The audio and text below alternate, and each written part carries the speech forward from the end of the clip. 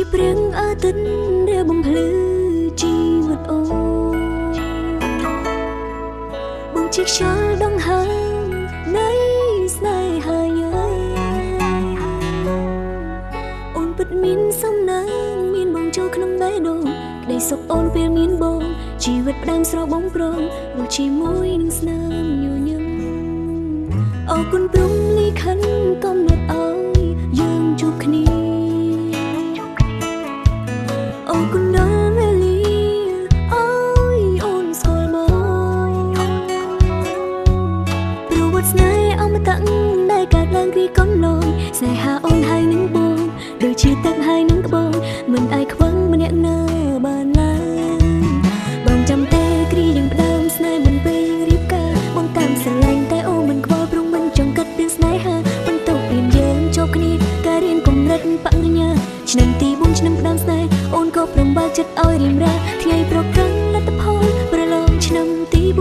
ងសួរថាអមិនហើយប្រឡងជួបទេអូនឆ្លើយតបទាំងកងរៅព្រោះចិត្តកំពុងតែក្តៅផងប្រឡងធ្លាក់មួយមុខវិជ្ជាបងថាមិនជឿទេអូនបងសុំលេខទូរស័ព្ទតែអូនឲ្យអេមេលយើងក៏តាក់តងគ្នាមិនមែនលំលែទោះអាយុបងចាំងបន្តិចមិនមែនជាបញ្ហាទេសំខាន់ស្រឡាញ់គ្រួសារមិនមែនមួយឆ្នាំឬមួយខែស្រឡាញ់អូនមួយជីវិតធ្វើឲ្យគ្រប់គ្នាគេច្រណែនជីវិតអូនពេលមានបងគឺពិតសំណាងមែនតែអរគុណបងនៅរឿងគ្រប់យ៉ាងដែលផ្ដល់ឲ្យអូនមិនមែនជាការសំដែង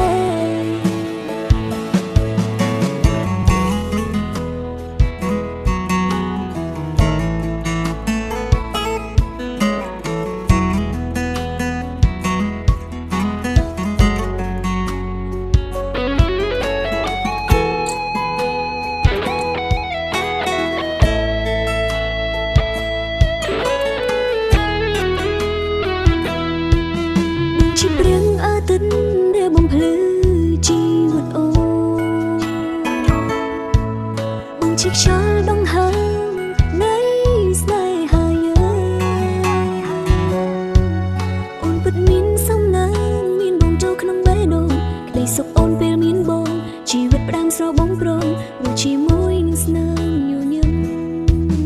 អរគុណព្រំលីខិនកំណត់ឲ្យយើងជួបគ្នាអរគុណដល់វេលាឲ្យអូនស្គាល់មកប្រវត្តិស្នេហ៍អមតៈ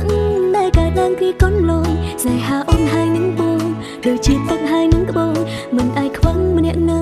បានឡើយបងចាំទេគ្រាយើងផ្ដើមស្នេហ៍មិនពេលយើងរៀបការបងតាមស្រឡាញ់តែអូនមិនខ្វល់ព្រមមិនចង់កាត់រឿងស្នេហាបន្ទប់រៀនយើងចូលគ្នាការរៀនកម្រិតបញ្ញាឆ្នាំទី4ឆ្នាំផ្ដើមស្នេហ៍អូនក៏ព្រមបើកចិត្តឲ្យរៀបរាថ្ងៃប្រកាន់លទ្ធផលប្រឡងឆ្នាំទី4ប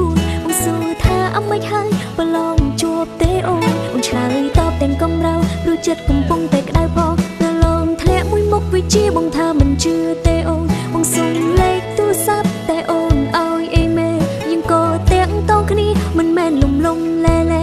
ទោះអាយុបងចាំងបន្តិចមិនមែនជាបញ្ហាទេសំខាន់ស្រឡាញ់គ្រួសារមិនមែនមួយឆ្នាំឬមួយខែស្រឡាញ់អូនមួយជីវិតធ្វើឲ្យគ្រប់គ្នាគេច្រណែនជីវិតអូនពេលមានបងគឺពិតសំណាងមែនតែអរគុណបងនៅរឿងគ្រប់យ៉ាងដែលផ្ដល់ឲ្យអូនមិនមែនជាការសំដែង